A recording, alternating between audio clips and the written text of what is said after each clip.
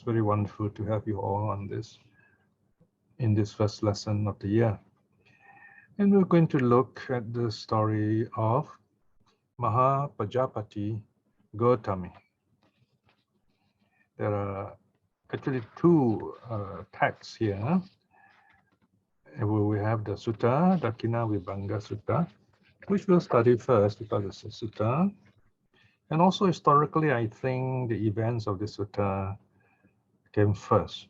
And then we look at the very special Vinaya record, the Vinaya account of Mahā Pajāpatī Gotamī also, the story about her becoming a nun. Okay. Some people say she was the first nun, but we will see that this is not actually correct. But she did become a nun, but the story is a little bit more complicated. So who is Mahā Pajāpatī Gotamī? You see the name Gotami. Gotami is a feminine gender of Gotama. I've met quite a number of Indians whose name is Gautam. So I'm quite surprised. I'm always happy to meet Indians with Buddhist names. So I always tell them, do you know, this is the Buddha's name? And many of them are quite surprised because they're not Buddhists, they're Hindus, but it's good to know. So her personal name is Pajapati. It's quite a grand name. Pajapati means a woman lord of men. Paja means humans. Pati means lord. It also means king sometimes in the Indian language. So anyway, she was the second queen because King Suddhodana married both the sisters, that is Mahamaya Gotami and Mahā Pajāpatī Gotamī. Mahamaya died a week after the Buddha was born, and then Mahā Pajāpatī became the foster mother. So she loved this child Siddhartha just like her own, and in fact she got a witness to take care of her own uterine son, that is Nanda, Prince Nanda, the Buddha's half-brother. And she herself nursed the Buddha.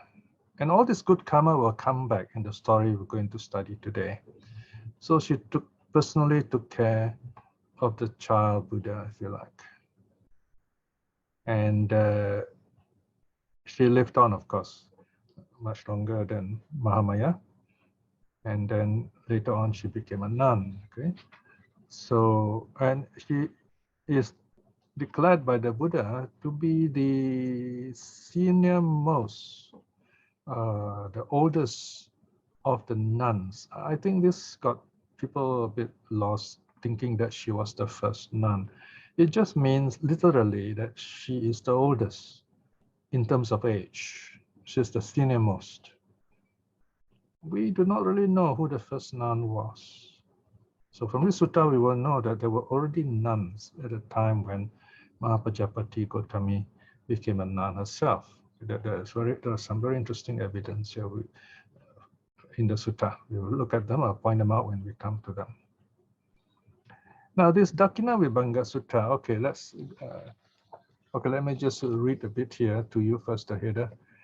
Originally, we titled this SD 1.9. Notice it's SD1. I mean, it's the very first volume that I worked on, and it is number 9. That is Sutta 9. So this was done, wow, 20 years ago, 2002, and revised many times. So I also put in various other connected stories it's more about Mahā Pajāpatī actually. It's not just the sutta. That is why in this new version, especially for you all, I have added in another title in italics right at the top here, Mahā Pajāpatī Gotamī and related teachings, right? And of course, the key teaching is this, Dakkhina Vibhanga Sutta. Dakkhina literally means the right side because that's the hand we use to give things. It's supposed to be the auspicious sign in the traditional belief, very common in India, Southeast Asia today even. So you find even in Asia, in our country, Singapore and Malaysia, among the locals, the right hand is kind of like the friendly hand, the sacred hand, and so on. Vibhanga means, so this Dakkhiṇa means gifts. Normally the gifts, it's a special term for gifts given to a teacher out of gratitude for the teaching, taking care of the teacher, in other words. Vibhanga here means analysis. In fact, I think all the suttas in this chapter, I think it's the last chapter, has got the word Vibhanga in it. It means analysis. Sutta means discourse. The discourse on the analysis of gifts. M142.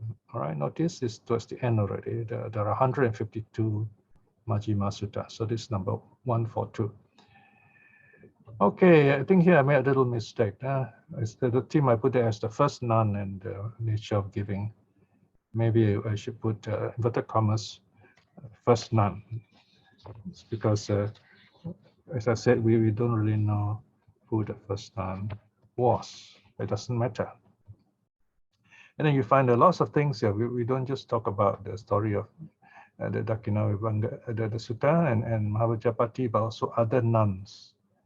Okay, if you read carefully the notes, you find this will tell us there are nuns even before Pajapati, and then some recent controversy in the early 2000s about ordination of nuns and so on. All right, they need not concern us here today. We want to look at the sutta. All right, I'll begin with the sutta on page 230, further down. The Dakkhiṇa Vibhaṅga Sutta itself. Okay, here we are.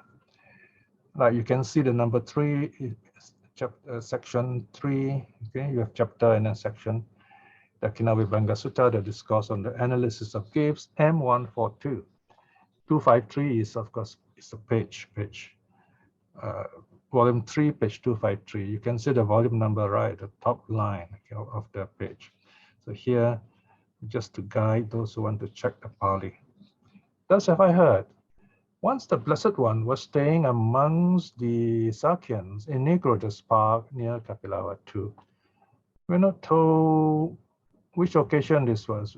Maybe the first time the Buddha went back to Kapilavatthu, second or third time. And he was staying in the park belonging to a Sakyan named Nigroda. Nigroda means banyan, okay? So he's staying there.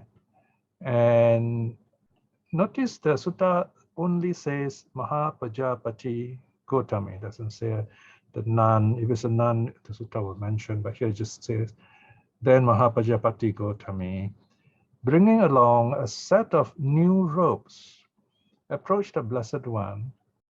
Having gone up to the Blessed One, she saluted him and sat down at one side.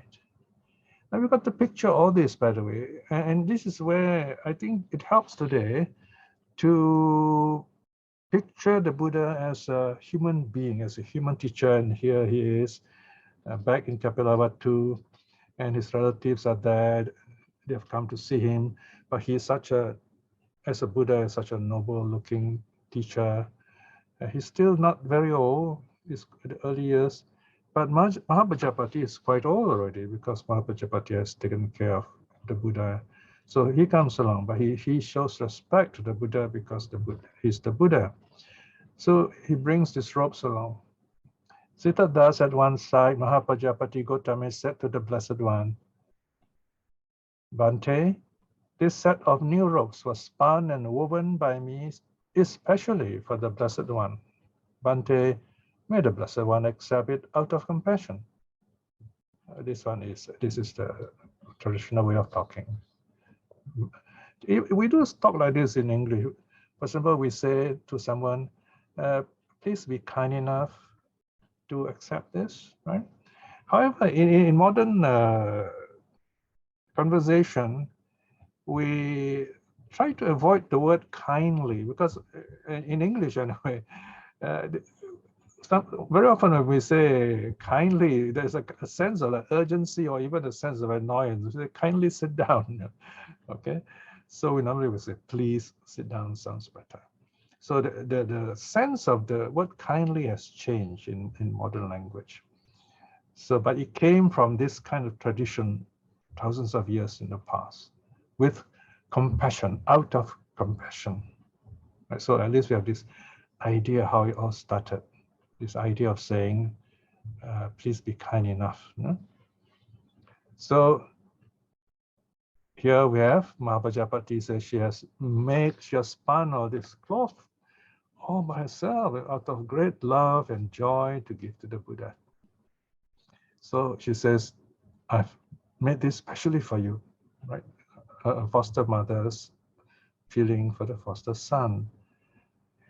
When this was spoken, the Blessed One said to Mahā Pajāpatī Gotamī, give it to the Sangha, Gotami. If it is given to the Sangha, both the Sangha and I will be honored. Okay, this is the key idea behind the sutta. The Buddha does not accept this gift from the foster mother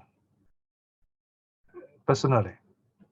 Instead, the Buddha says, give it to the Sangha. There is a Sangha at that time. If it is given to the Sangha, both the Sangha and I, both the Sangha and the Buddha will be honored. Okay, let me even at this early stage tell you why the Buddha makes such a stand. Again, as I said, we must picture the Buddha in a human situation here. He's back in his home country among the Sakyas. And the Sakyas are very powerful people at that time. And they're very happy the Buddha is back home with them. And the mother is very happy, so you can imagine how this mother feels towards the son.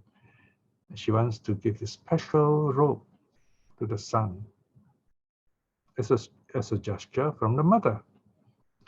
But the Buddha is the Buddha. He has renounced the world. He has, kind of like,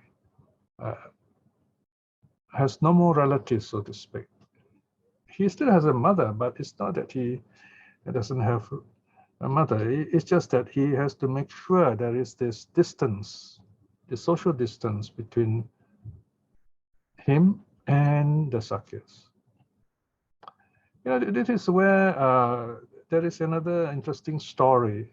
Some of you may have seen a movie about Spielberg called The Fabelmans, where you find this Spielberg finally made a story about himself. And of course, he made it into a movie. It's not just a story about himself, but he also kind of he's very good in entertaining us. He has a beautiful way of telling a story, basically. He's a good storyteller. And he was very unhappy by the fact that his parents divorced. Unfortunately, they somehow could not get along, so they divorced. The father was a scientist, the mother was a very artistic person, very musical and so on, and then they broke up. So he was, of course, very sad. So he showed all this, how he suffered, and he was being a Jew, he was bullied and beaten up in school and so on. So his idea behind this movie was to show his distance from his parents. So he says, in particular, he says he has made this movie to show that despite his parents, no more his parents, because they are divorced, he can now see them as human beings. He accepts them as human beings. So when I heard this, when I read this, when I saw the movie in this, I was very moved. I said, wow, this is amazing. It is just like the way the Buddha saw his relatives. Like right now, this year that we are reading, the Buddha sees his family as human beings, just as the Buddha sees us. He keeps everyone on the same level as humans as humans, in other words. So we have to understand this. The Buddha is not discarding, he's not throwing out anyone here. If anyone says that, then you tell them, Have you watched the Spielberg's movie? Have you watched the Spielberg movie? It tells a beautiful story about how the Buddha felt here. So, of course, this is the beautiful part that I love to tell. There is a more difficult situation here. As you know, as I've mentioned, the Sakyas are very powerful people. So imagine they say, oh, this Buddha is our Buddha. And in fact, Channa, the Buddha's charioteer at one time, he became a monk also because he's so, I mean, he's like that person in the Remains of the Day movie, Stevens, you know. He's used the idea that he's the Buddha's charioteer. I am the Buddha's charioteer. So he has this connection. He feels great because of the Buddha. Because I knew him long before anyone else. So it was a conceit. In fact, that prevented him from learning the Dhamma. He did not attain any level at all throughout the Buddha's life. So much so that when the Buddha passed away, the Buddha had to use a skillful means to get him in line. The Buddha told Ananda to levy the Brahma Danda. Brahma means supreme, the supreme stick, Danda. In Malay, Danda means punishment, and that's exactly what it means in this case. The supreme, well, punishment is too strong a word actually. A sort of disciplining, the supreme discipline. There's no violence at all here. It's rather to shock thunder out of his arrogance and pride so that he knows his real situation, that the Buddha has passed away. So the Buddha tells Ananda to go to Thanda when I've passed away and tell him, I have imposed the Brahma Danda, the supreme discipline on him, meaning total boycott by the Sangha. No one in the Sangha is to talk to him or have any dealings with him. He can do what he likes, but the Sangha will not have any dealings with him. Now, this is the thing, very strong statement by the Sangha. In many ways, I need to mention this, which is also mentioned at the end, about Brahmavamso, Ajahn Brahmavamso. He and the nuns, he had close relationship with all these women, and he was ordaining those nuns and so on. Unfortunately, he did not keep close connection with the Sangha back in the whole monastery in Wat Pa Phong in northeastern Thailand. So the monks, they were not too happy, he was losing touch and so on. So in a sense, they wanted to impose the Brahma Danda on him. But this is because I've been a monk many years myself, so I know more or less know what's going on. And this monk was trying to get him back into the fold. But then the bright lights were too bright, you know, and he's doing all these things that people saw him as a hero of the women and so on. And he knew that he would get the support of those people out in the world. And the Sangha also knew this, but the Sangha had to tell him that this is not right.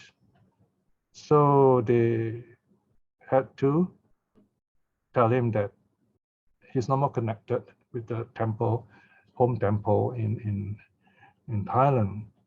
And this is interesting because, you know, this is the worst, inverted comma, the worst that Buddhists will do to each other.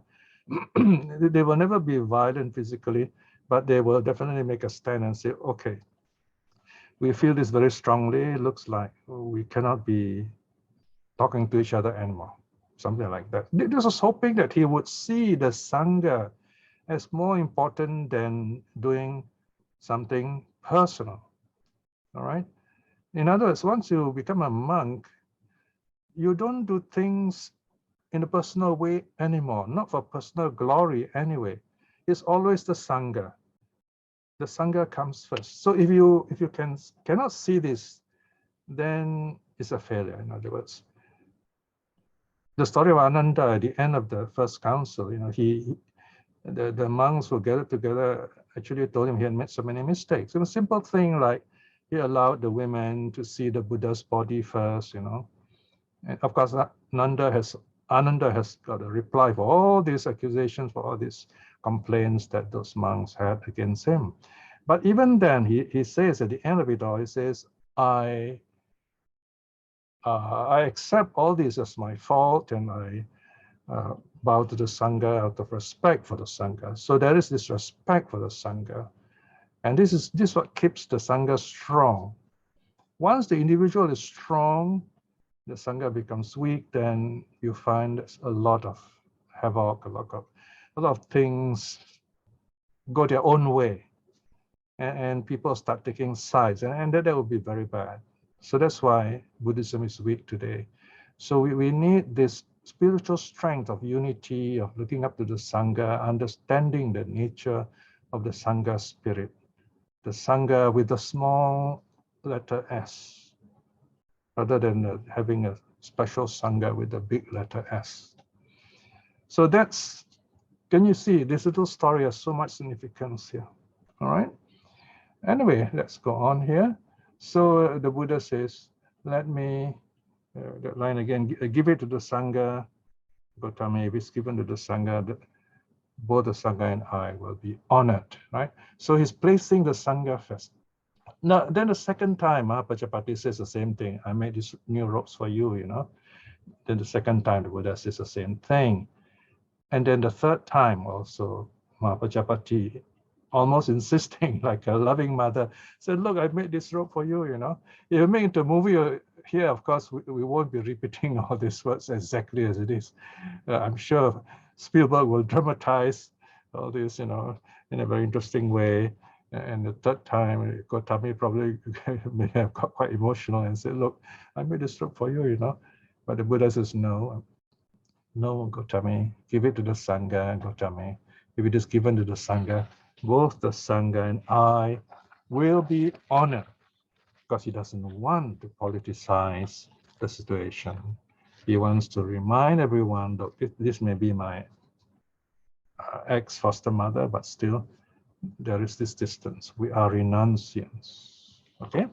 All right, let's see what happens now. Section 3. So when this was spoken, the Venerable Ananda said this to the Blessed One. So we have this intercessor, this person. It's almost someone like us, who always try to see the other side. He's almost like, kind of like, what do you say? This, he speaks for the other party against the Buddha, as it were. Okay, so what does he say? When this was spoken, the Venerable Ananda said to the Blessed One, Bhante, may the Blessed One receive Mahā Pajāpatī Gotami's set of new robes.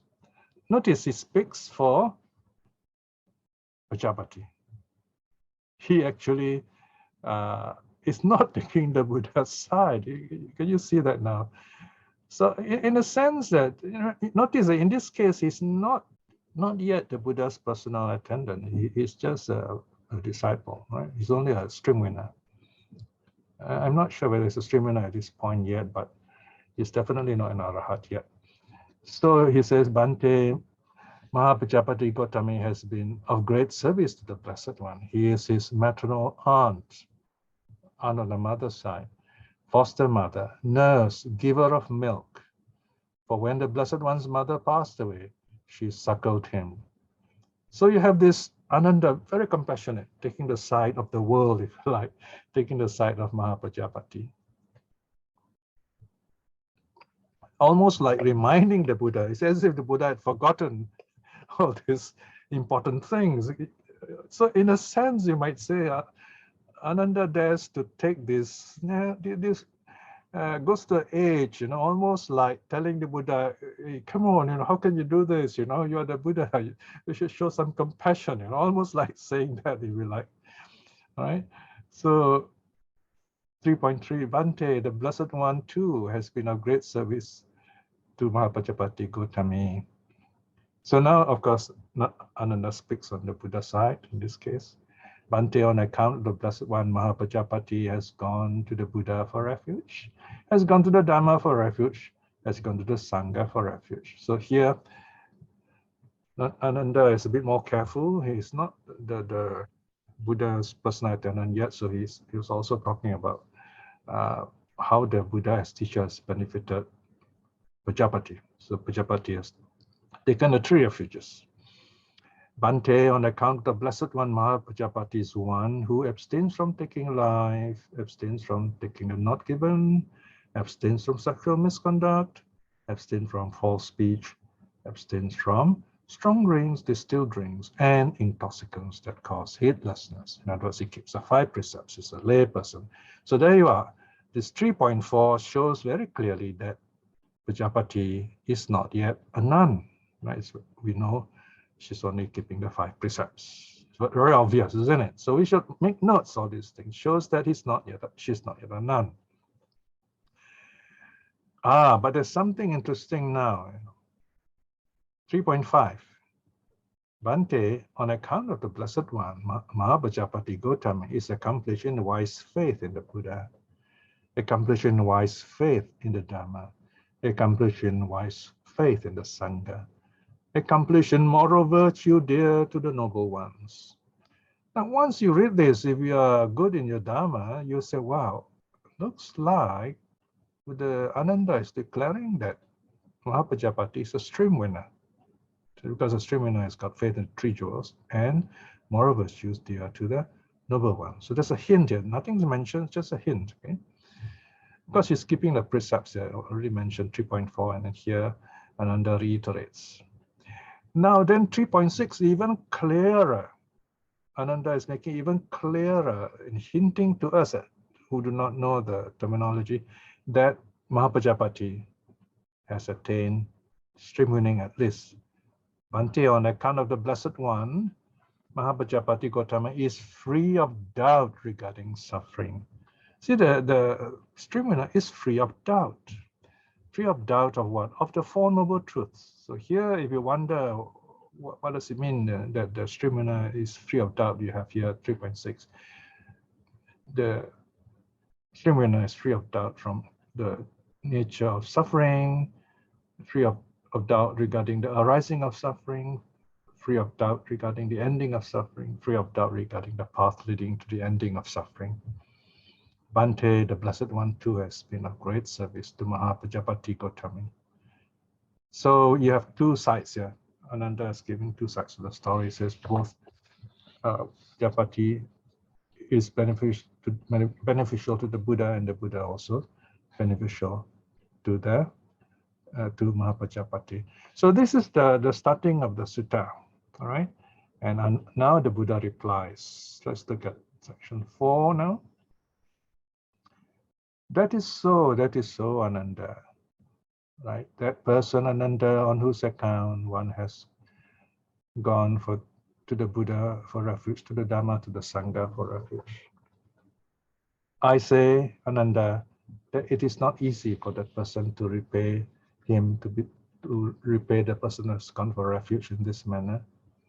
That is to say, by rising up, by saluting him, by a low bow, by a proper service, by providing him with robes and alms, food, lodging, and medicine, and support and necessities for the sick.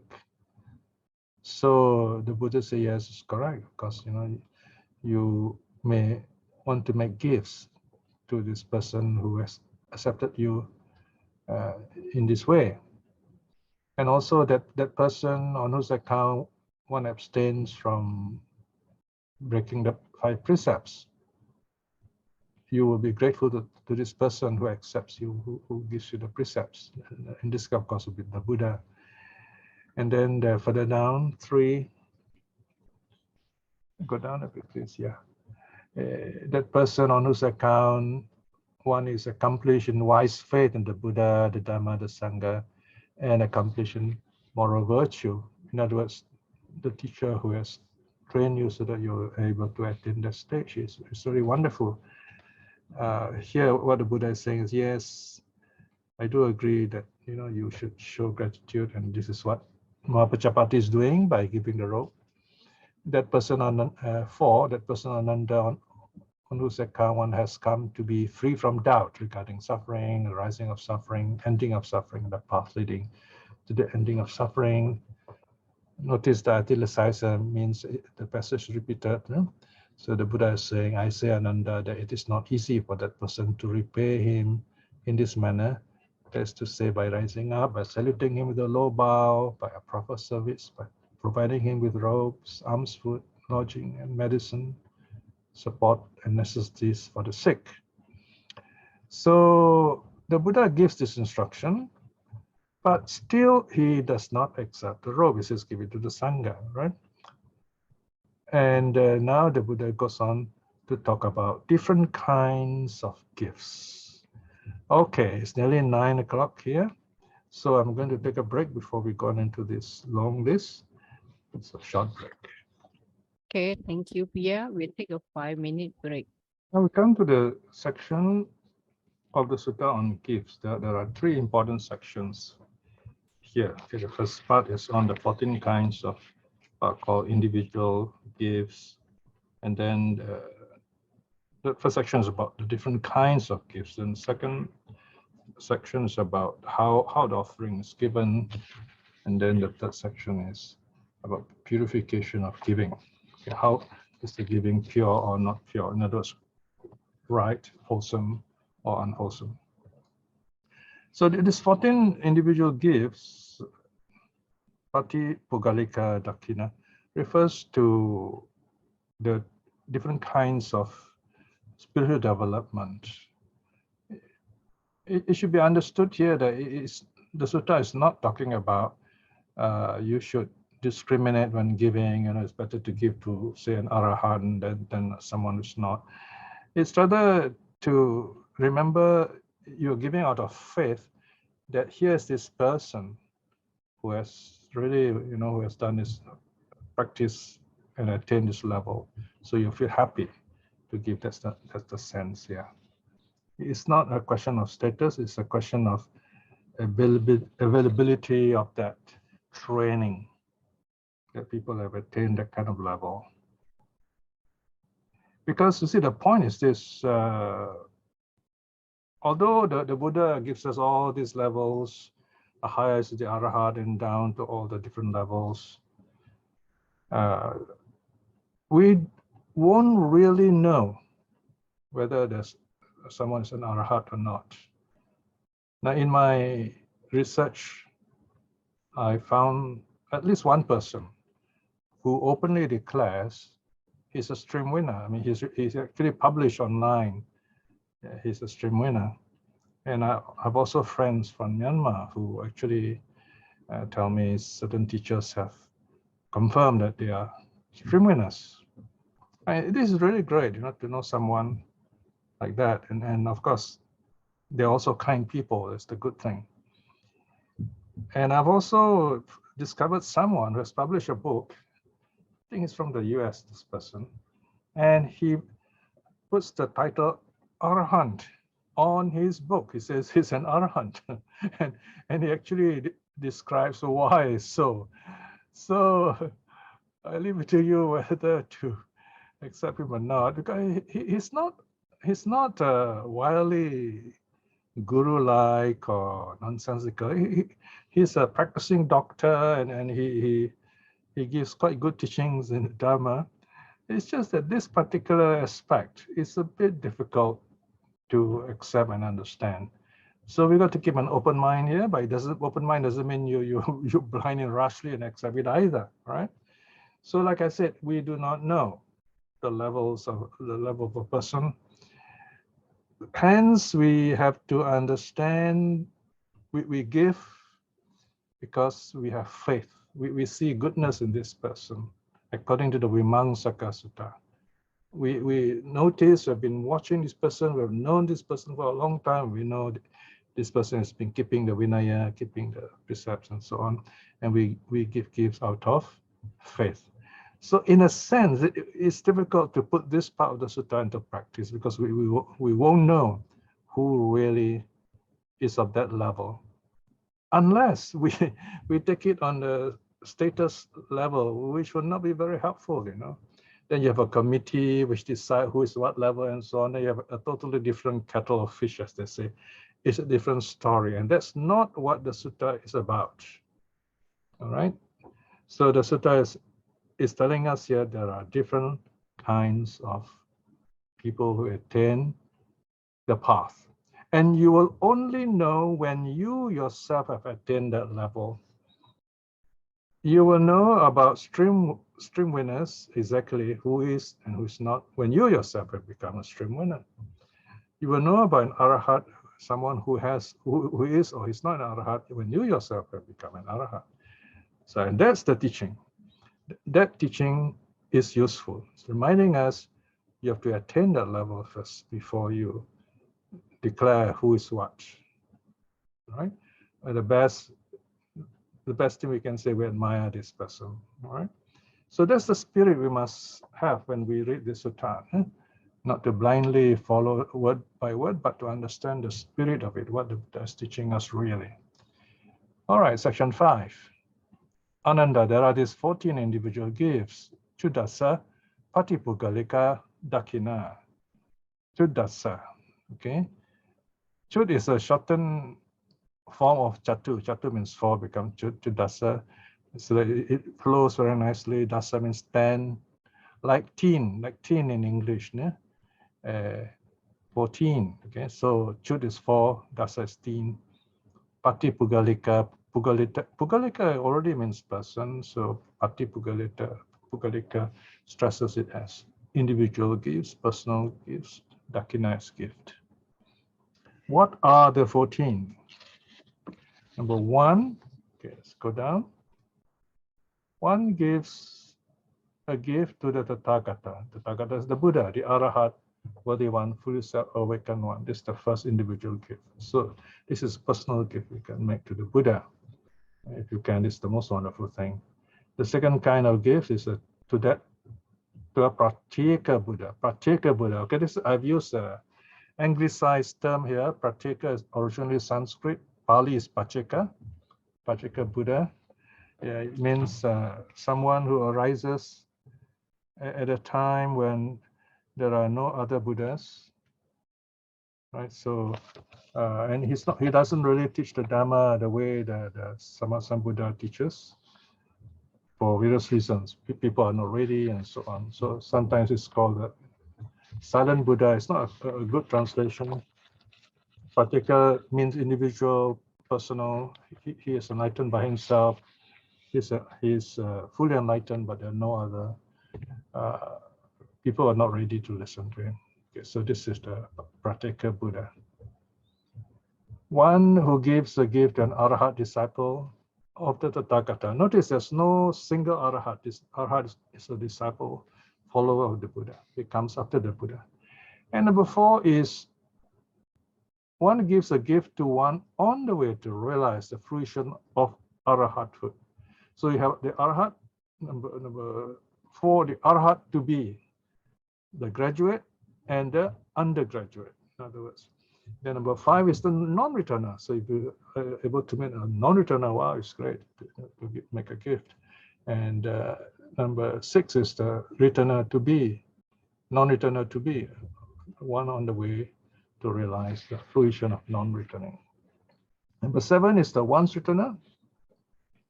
And number 8 is the one who's on the way to become a once returner. And then number 9 is the stream winner. The 10 is the one on the way to become a stream winner.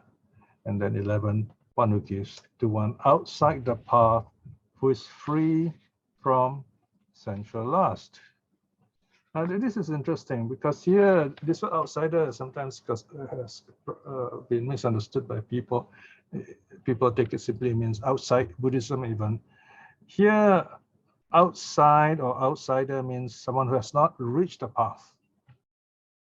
You have not reached the path, so you're outside the path. That's the meaning here. So in other words, here, someone who's not even a stream winner yet, but he's able to control himself. He has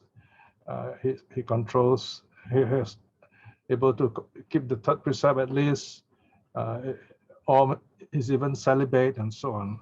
So this is a person who is very spiritually developed in this sense.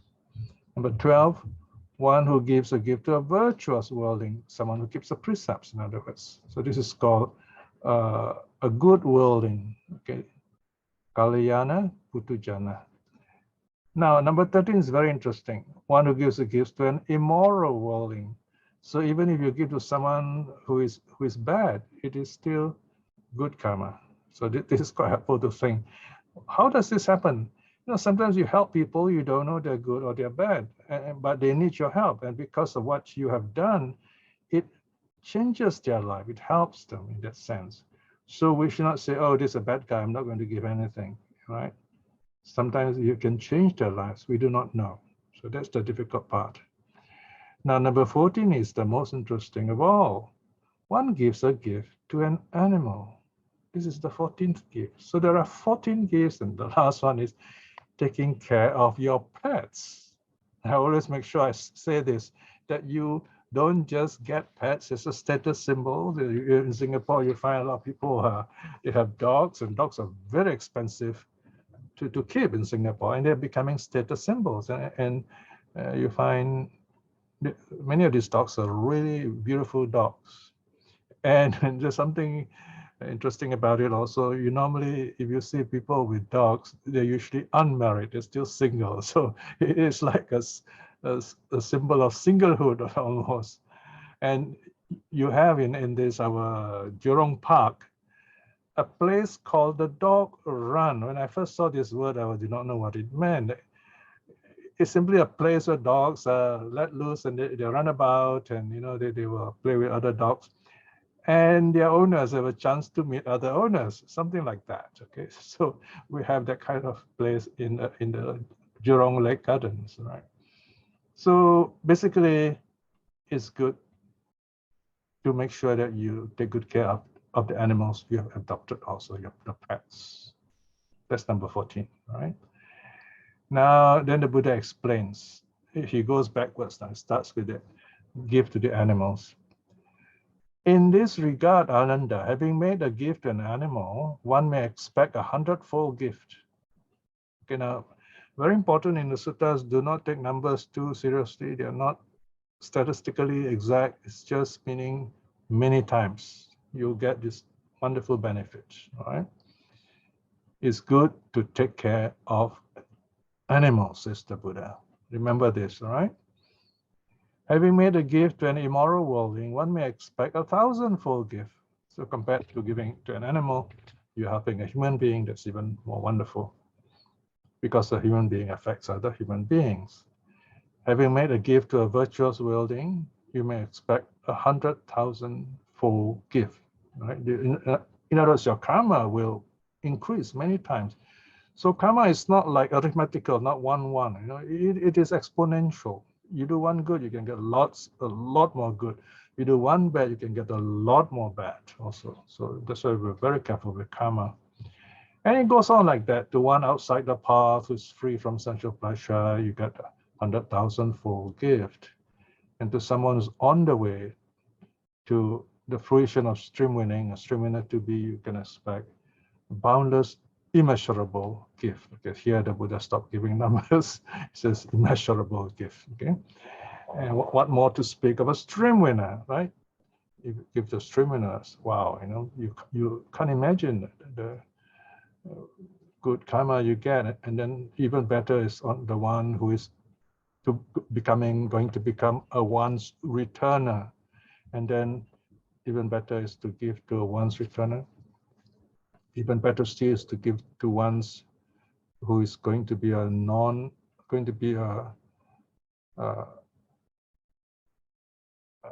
oh, I think this one, the sequence a bit wrong. You have a stream winner, and then once returning, and then once returner, and then non-returner. I'll just make a note, please. Yeah? So one who's on the way to non-returning, and then after that to a non-returner, and then one who's going to be an arahat, and then to an arahat himself, and then to a Pajika Buddha, and then to the Buddha himself. This, of course, have to be born in the Buddha's time, right? So these are the 14 kinds of gifts, all right? Now you notice there are typos in the translation sometimes. That is why we need proofreaders, okay? And this happens in a lot of places in the translations also. So that's a proofreading is very important. These are human errors, all right? Okay, so now we go on to another section called the 7 kinds of offerings. And Ananda, there are 7 kinds of offerings to the Sangha, to the order. What are the 7? Number 1, one gives to both Sanghas of monks and nuns, headed by the Buddha. This is the first offering to the order. Okay, this is where we got to make special note here. What does this sentence imply? It implies that there is already the nuns' order. So you got both the monks' order and the nuns' order. Both were existing at the time the Buddha visited Kapilavatthu, at the time when Mahā Pajāpatī Gotamī was still a layman, keeping the 5 precepts, remember? Came to offer the robes to the Buddha. So we cannot say she's the first nun, right? So logically, this is quite clear, all right? And then number 2, let's go further down now. One gives to both Sanghas of monks and nuns after the Buddha has passed away. Second kind of group gift. Then the third kind is one gives to Sangha of monks, to a gathering of monks. And then number 4, one gives to the order of nuns. Now I like to see this not so much as nuns are not so important as monks, rather you get more monks than nuns. So it's obvious that you are more likely to give to the monks than to the nuns in that sense, yeah. Okay, then number 5 is very commonly done in Thailand. You invite a group of monks and no, sorry, let me correct myself. This is not yet the case. And we're coming. That's number 6. Number 5 is you're both monks and nuns. You invite them together, maybe in the UK or Australia. You invite so many monks and nuns from the Sangha and offer them dana. And number 6, one gives, saying, appoint so many monks from the Sangha. So you invite, here appointments invite so many, a number of monks. In Thailand, usually I think it's 7, sometimes more, sometimes less, but usually around 7. And then the number 7 is one gives, saying, appoint so many nuns from the Sangha. So these are the 7 kinds of group offering. All right. Now, then the Buddha makes a very interesting prophecy. This is one of those prophetic suttas. The bad monks will be very happy to read this one. 8. In the future, Ananda, there will be clan members or religious lineage members who wear yellow necks, who are yellow necks, immoral, of bad nature. People will give them gifts for the sake of the Sangha. Even then, Ananda, I say, offering made to the Sangha is immeasurable. And Ananda, I say that in no way is an individual gift ever more fruitful than offering made to the Sangha. So remember, the point here, the Buddha is not saying it's okay for monks to be bad and you should support them. No, that's not the point.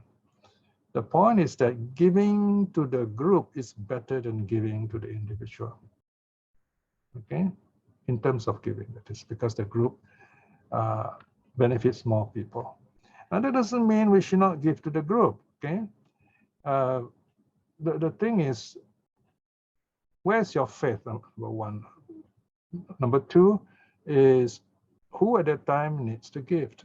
And so you do that according to these 2, at least these 2 points. That's the meaning here. But generally, if you find that the Sangha needs help, I mean, it's even better to help the group.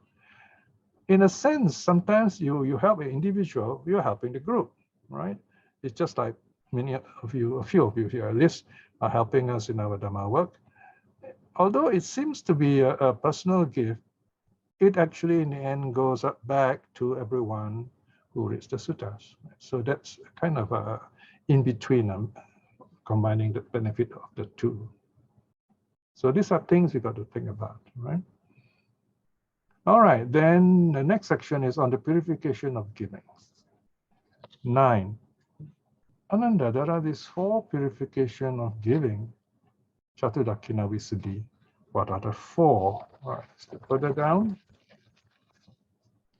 Number 1, there is Ananda, the gift that is purified on account of the giver, but not the recipients. So the gift is pure, in other words, it is properly got, someone worked for it, right? Because, and the giver keeps the precepts, but the receiver, the monks or nuns are not pure. They don't keep the Vinaya, for example. Right? Then number 2, you have Ananda, there is Ananda, the gift that is purified on account of the recipients, but not the giver. So in this case, you find the one who receives it. And this could be monks or nuns. They are pure, they keep the precepts, but the giver does not. Number 3, there is Ananda, the gift that's purified on account of neither giver nor recipient. So both sides are bad. All right. And then number 4, there is Ananda, the gift that's purified on account of both the giver and the recipient. So both giver and receiver are good. This is, of course, the best. No? All right, then the Buddha explains each of this. What do they mean? Number 10, and how Ananda is the gift purified on account of the giver, but not the recipients. Here, Ananda, the giver, is morally virtuous, good by nature, but the recipients are immoral, bad by nature. And then number 11 is the gift purified on account of recipients, but not the giver. The giver is immoral, but the recipient are morally virtuous. Okay. The third kind of purity, both are bad. Okay. So of course there's not much good karma generated there. And number 4 is the best because both are good. Okay. Here Ananda, I'm reading 13 brackets 4. Here Ananda, the giver, is morally virtuous, good by nature, and the recipients too are morally virtuous, good by nature. Thus Ananda is the gift purified on account of both the giver and the recipients. So these are the 4 kinds of giving. Now we come to the close, nearing to the closure already. Yeah, the conclusion. This is what the Blessed One said. Having said that, the Sugata, the Vayapara, the teacher, added, okay, these are the closing verses. The closing verses is kind of like to give us a summary, easy to understand for everyone. When the virtuous gives to the immoral a gift rightly obtained with a heart that is truly bright, full of faith, in other words, firm in the faith that its karmic fruit is great, the gift is purified by the giver. So this is the Buddha is teaching us how to give. When you give, you say, I'm giving out of faith, and this giving is pure, it's good, it creates good karma. That I believe and I know. That's the meaning here. When the immoral gives to the virtuous, a gift wrongly obtained with a heart that is not bright, a heart that is dark, in other words, without any firm faith, with its karmic, that its karmic fruit is great, the gift is purified by the one who receives. Okay, just further down, you got to go further down. Go down, please. Okay, now 17. When the immoral gives to the immoral, a gift wrongly obtained with a heart that is not right, without any firm faith that its karmic fruit is great, the gift is purified by neither. All right. Very often in traditional Buddhism, it is encouraged that when the giving is made, it should be made personally as far as possible. That's where it's proper, wholesome, and polite, in other words. All right. Of course, there are cases where it's not possible. Then we make a gift through a proxy. But whenever we can, we would ourselves make that offering. Because if you do it through a proxy, then the proxy will benefit more than you, in other words, right?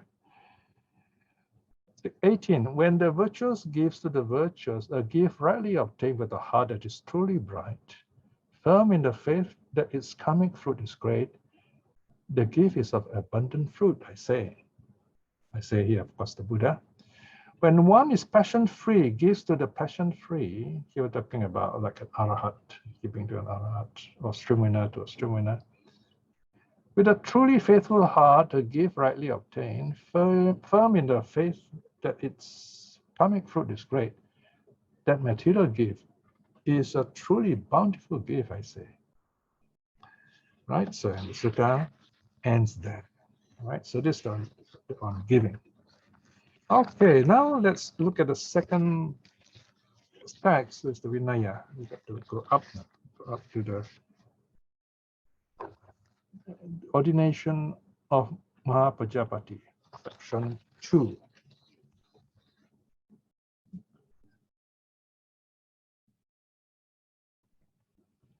Okay, right, very good.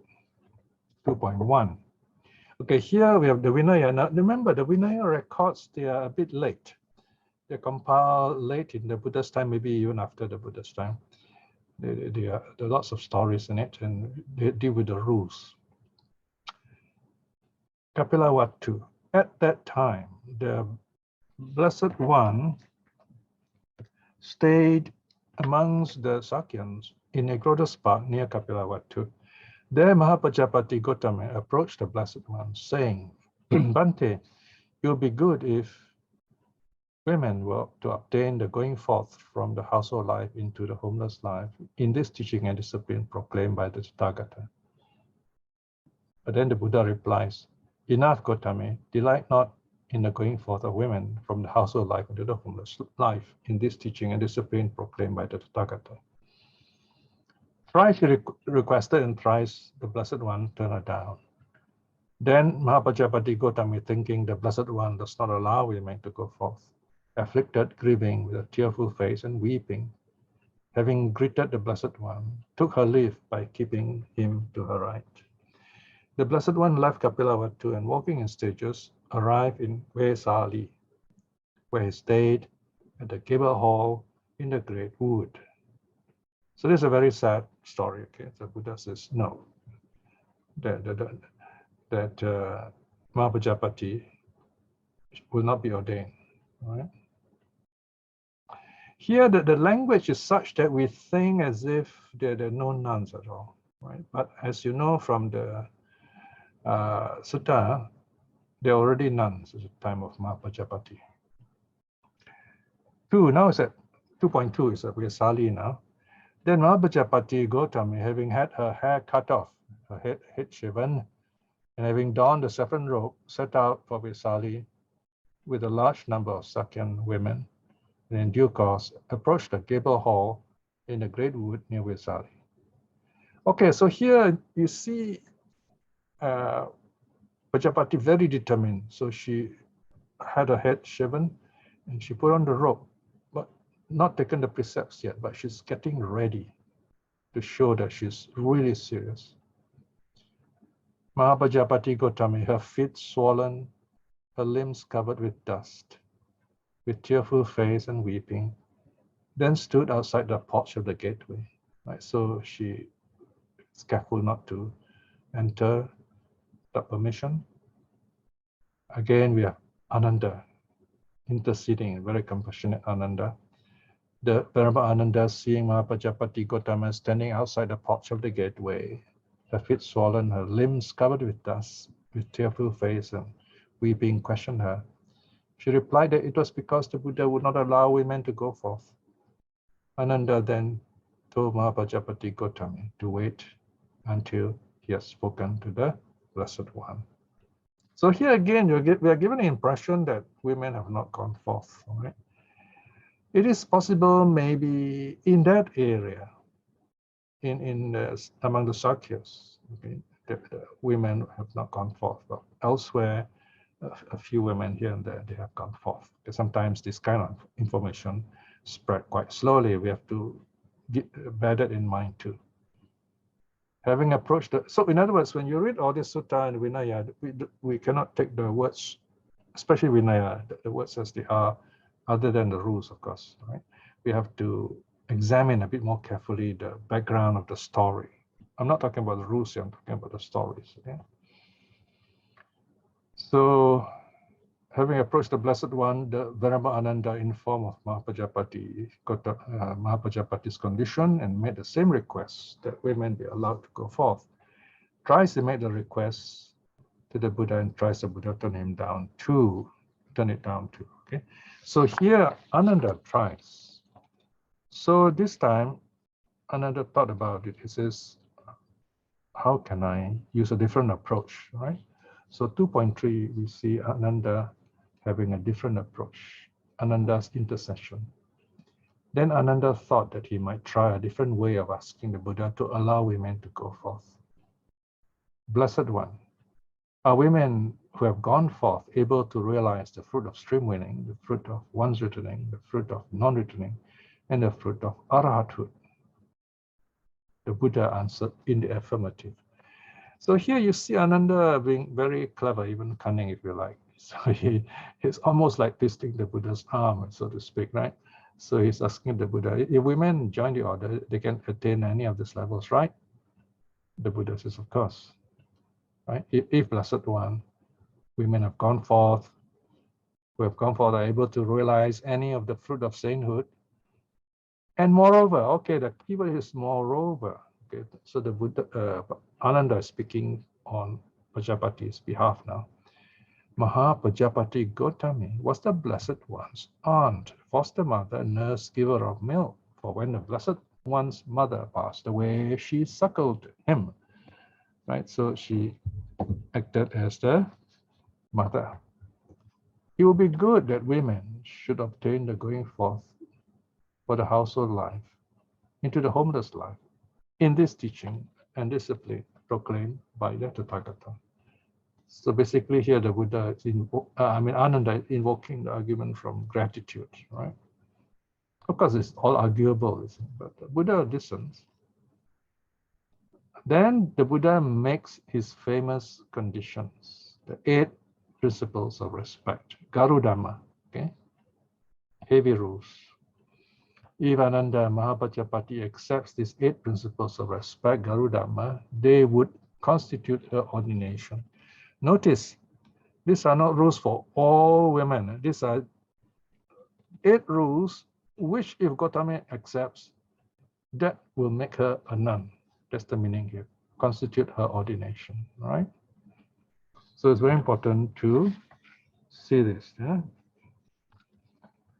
1, a nun, even if ordained for 100 years, must greet a monk with deference, with respect, even if he has been ordained that very day.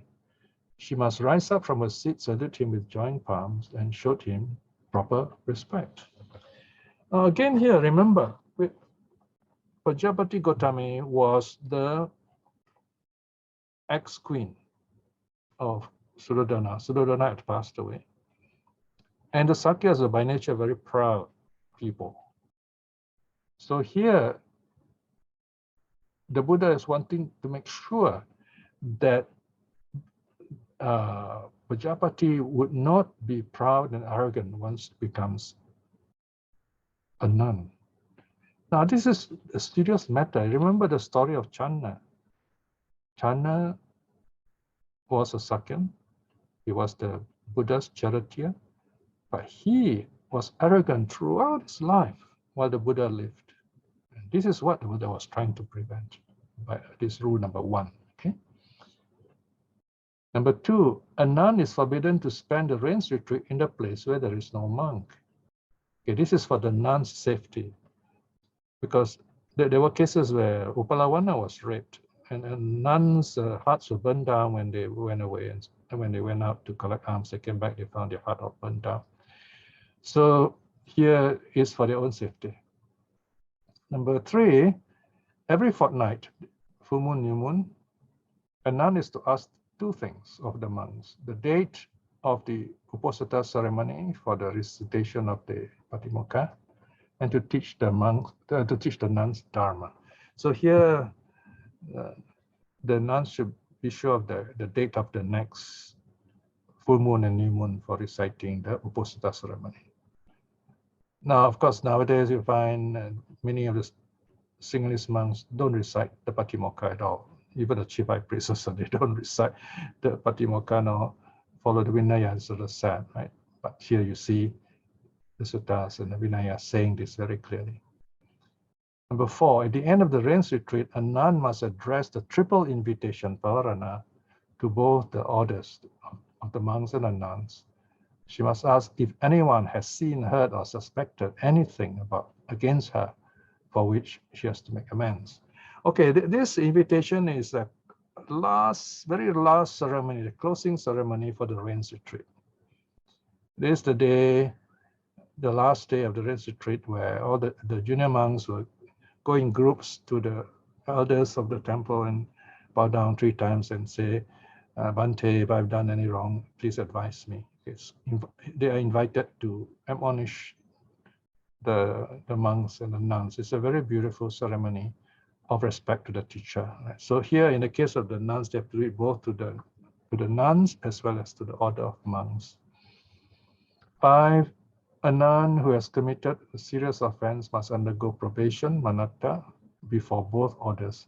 So they have to rehabilitate themselves before the sangha of the nuns and sangha of monks also, so that they are both informed of this situation.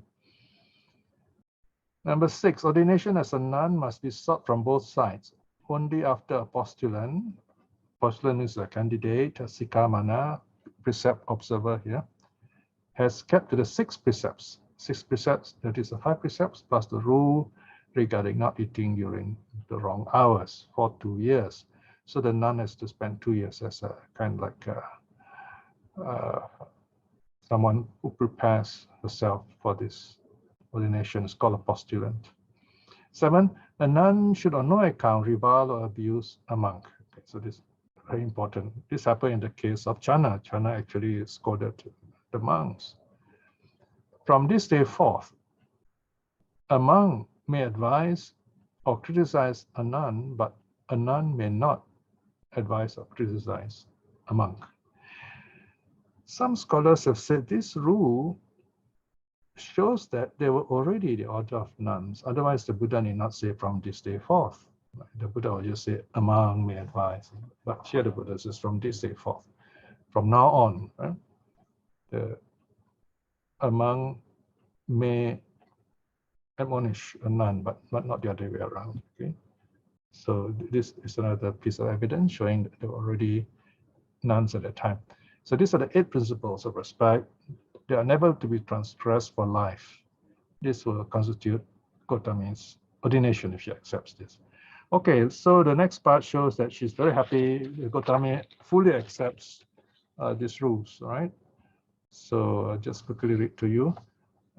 Even Varamananda, as a young woman or man of tender years, fond of ornaments, having washed himself or herself and having obtained a garland of lotus flowers or a garland of jasmine or a garland of sweet-scented creeper, having taken it with both hands, should place it on the crown of his or her head. Even so do I, Ananda, accept the 8 principles of respect, never to be transgressed for life. So Gotami says she's very happy to accept these conditions that she can become a nun. Now, so the story goes, this is what the Buddha then replies, okay? The Buddha's prophecy, another prophecy here. So the Ananda goes back to the Buddha and informs the Buddha, and now comes this famous prophecy. If Ananda, women had not obtained the going forth, the holy life, Ananda would have lasted, the holy life would have lasted long. The true teaching would have endured for 1,000 years. But Ananda, since women have gone forth, the holy life would not last. The true Dhamma would endure only for 500 years. Ananda, just as those households that have many women and few men easily fall prey to robbers and thieves, even so in whatever teaching and discipline, where women obtain the going forth, the holy life will not last long. Ananda, just when mildew attacks the whole paddy field, the field of paddy does not last long. Ananda, just when a red dust attacks a whole sugarcane field, the field of sugarcane does not last long. Ananda, just when a man looking to the future might build a dike to dam up a great reservoir so that the water might not overflow, even so, Ananda, are these 8 principles of respect for nuns laid down by me, looking to the future, not to be transgressed for life. All right, so this last part is a bit of controversial. You find many modern monks reject this. They claim, oh, the Buddha couldn't have said this, you know. Of course, this is quite troubling, you know. We decide the Buddha didn't say this because we thought it is wrong, right? I would rather say the fact that you read this here, there must be some good reason that it is accepted as part of the Tipitaka. Okay, how it was done, of course, is quite hard to know. The question here is the Buddha is saying there is this problem, you know, that if you have too many nuns, you're going to have difficulties. Now, to be quite honest with you, I've met some nuns belonging to these modern groups. Let me not say which monks groups. And some of these nuns, this particular nun I met was very quarrelsome. In fact, we had a quarrel, and I was really embarrassed that, you know, she was so harsh with me. And I told her, I said, wow, I don't mean to argue with you, you know. So I was not very impressed, and I told myself, wow, no wonder the Buddha made all these rules. So you find that there are situations where a monk is too liberal, the nuns also will become liberal, and that can create problems. We have this modernist view and say, oh, you know, we should have freedom of sex. I mean, freedom of sexual, what do you call this, sexual freedom, no discrimination of men and women, and so on. But you need the Vinaya, basically. Now, I'm not against the women being ordained. What I'm saying is you got to have all these proper rules. They must be properly trained. It's not about human rights or women's rights. It's about renunciation and training. So the Buddha is concerned about that. That is why he has made all these difficult rules. So it must be seen in that kind of light, in other words. And once you put into language, of course, it can be difficult. So this is the ending of what I have to talk today. But there are many other notes I've written here, which I leave to you to read for yourself. All right. So we have about slightly under 15 minutes. You can ask questions, and hopefully I'll be able to make you happy with the answers. Okay, thank you, Piya, for the teaching. Now we'll pass the mic to Sister Aisim to handle the Q&A section. Sister Aisim. Yeah, thank you, Sister Ratna. Thank you, Brother Piya, for the Sutta teaching. Dear brothers and sisters, if you have any question, you may type in the chat box, or you can ask verbally by unmute. Thank you. So, Brother Piya, there's no question at the moment in the chat box. Yeah, sure. Just wait a few minutes.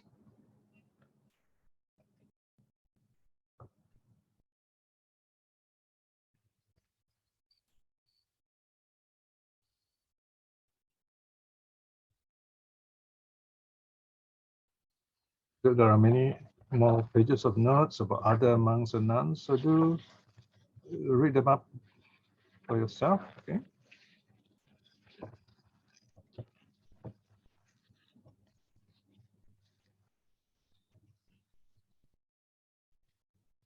Any questions?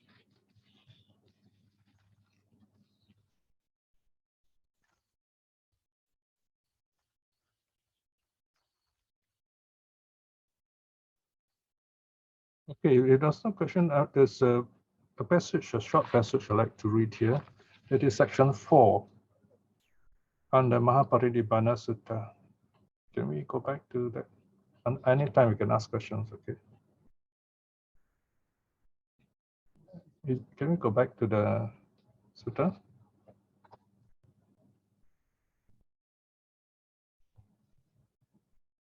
Okay, right. Here we are, section 4, page 239. further down, 239. There we are. Okay, this is a short passage on from the Mahā Parinibbāna Sutta, where the Buddha talks about the 4 kinds of disciples. The Buddha is at the Chapala shrine, and he's telling Ananda how Mara appeared to him in the early days when the Buddha was enlightened. So 3.34. Ananda, once when I had just attained the supreme self-awakening, I stayed under the goatherd banyan tree on the bank of the river Neranjara at Uruvela. Then Mara, the bad one, came to me, stood at one side and said, "May the Blessed One attain final nirvana. May the welfarer now attain final nirvana. Now is the time for the Blessed One's final nirvana." Okay? So Mara is always there to discourage us. Mara is always there to prevent good being done. So here the Buddha's already awakened. Remember, the first time Mara appears to the Buddha was when the Buddha was leaving home. He was coming out of the palace on his horse, and then Mara appears to him and say, "Look, you're going to be the great king. So don't give up. Don't renounce the world." So first time. And now the Buddha has become Buddha. Mara appears to him again and says, "Okay, you're Buddha now. You just pass away. No need to teach. Don't teach, please." Right? Then the Buddha replies, 3.35. Then I said to Mara, "Bad one, I will not enter final nirvana until I have monk disciples who are accomplished, trained, skilled, learned hearers of the Dhamma, trained in accordance with the Dhamma, correctly trained and walking the path of the Dhamma, who will pass on what they have gained from their teacher, teach it, declare it, establish it, expound it, analyze it, make it clear, until they shall be able by means of the Dhamma to refute false teachings that have arisen and teach the Dhamma in all its wonders." I like this last part. Teach the Dhamma in all its wonders, right?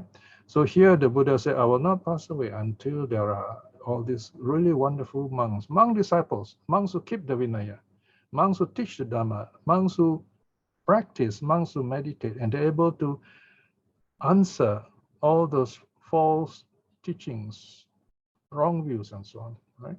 And the same thing is said about non-disciples. Notice the Buddha says he will not pass away until there are these non-disciples who are accomplished, who are able to answer questions, protect the Dhamma.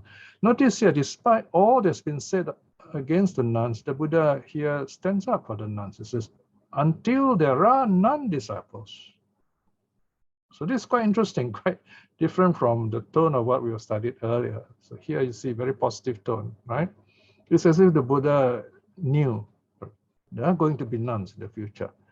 And then number 3, the Buddha tells Mara, says, "Look, I will not pass away until there are layman disciples who know the Dhamma, who can protect the Buddha's teaching and correct all the wrong views. And there are lay women disciples," right? The last section.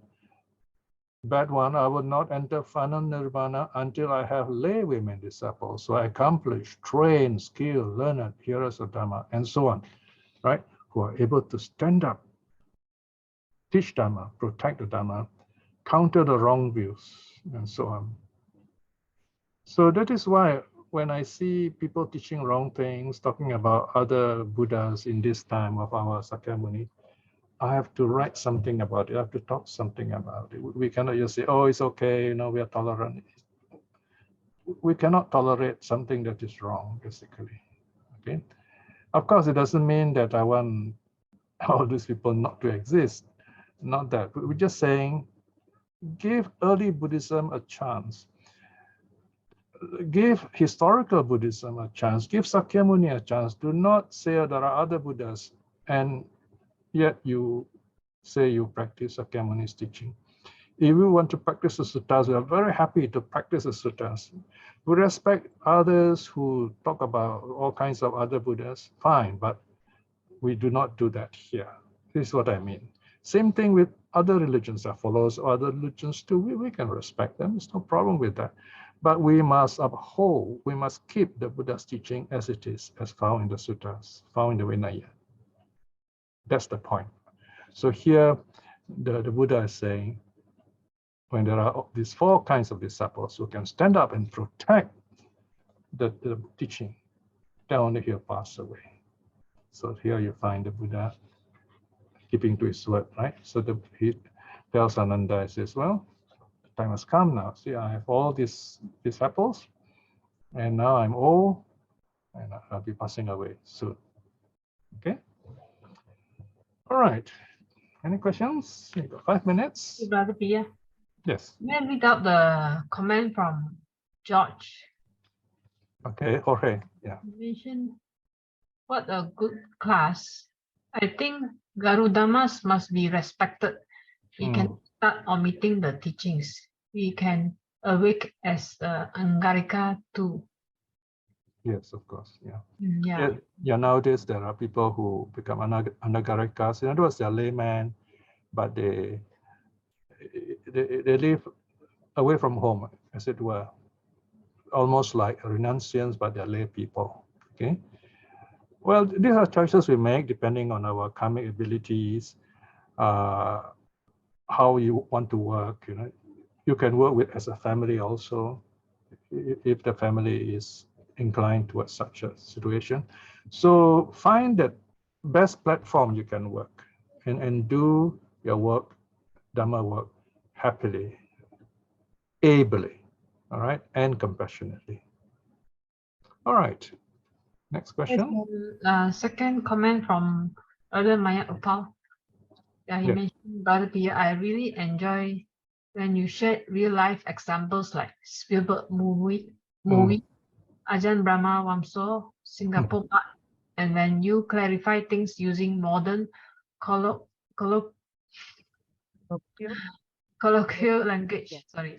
What Buddha and Venerable Ananda, for example, would actually mean while saying something.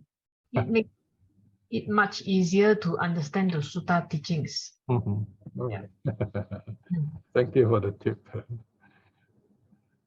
Okay, any other questions or feedback? Got a couple of minutes more. Yeah, another one from Brother Ryan Go. Yes. Yeah, Sadhu Bante. Buddha was cautious in emitting Gotami with the 8 conditions. Would Bante say this caution is reflected in the Patimokkha's 227 rules for monks and 311 rules for nuns? Of course, yes. There are more rules for nuns because nuns are different from the monks. You know, so that there are so many things that they have to deal with as women. So those rules are to help them. The Vinaya rules is to make their life as monks and nuns more clear, more safe, so that they don't fall from that state. All right. Because nowadays you see many wear the robes, but they're not monks or nuns anymore. So they behave just like lay people. They wasn't lay people anyway. Many of you, you know, in many ways are better practitioners. So that's very sad, but that's the case nowadays. So that is why it's okay. You can still practice as lay people, and your future as karmic future as Buddhists are much better. All right. Any more questions? That's it, Brother Piya. Okay. Okay, thank you, Sister Isim, for the session. So now we take Photo time. Okay. Turn on your videos, please. All right. It's good to see you all. Yeah, try to push the camera, show your picture a bit higher up here. Sumita, yes, that's better. Yeah, a bit up.